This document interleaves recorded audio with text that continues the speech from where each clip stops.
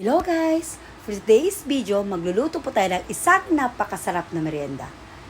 Ito ay ang minatamisang saging with mini sago.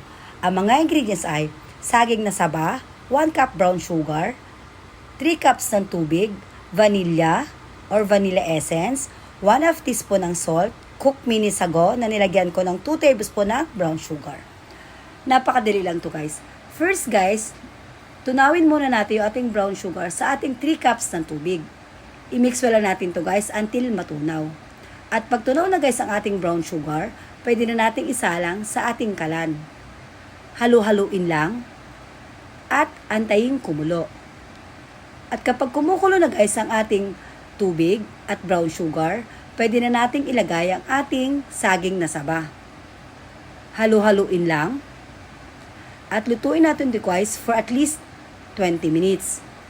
After 20 minutes ng pagluluto sa ating saging na saba, pwede na nating ilagay ang ating cooked sago. Halo-haloin muli at pwede na nating ilagay ang ating vanilla at ang ating salt. At hayaan nating malutog to guys for another 20 minutes. At after 20 minutes ng pagluluto sa ating saging na saba, brown sugar at tubig,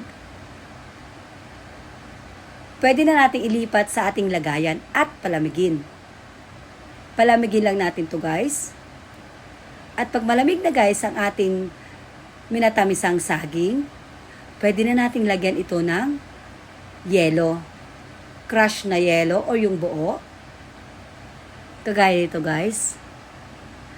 At i-mix well lang. At pag na-mix well na natin guys, wala! Ready na ang ating minatamisang saging with mini sago. Madali lang, diba guys? Try nyo na at matikman yung sariling version. Napakasarap ng lasa guys. Hindi siya ganun katamis. At siguradong perfect ngayong summer o tag-init. Thanks for watching guys. Ingat po kayong lagi. Naway nagustuhan nyo na naman po ang bago kong video for today. Maraming salamat po muli. Mag-ingat po kayong lagi guys. Enjoy cooking. Happy eating. God bless. Keep safe and bye. Happy weekend everyone.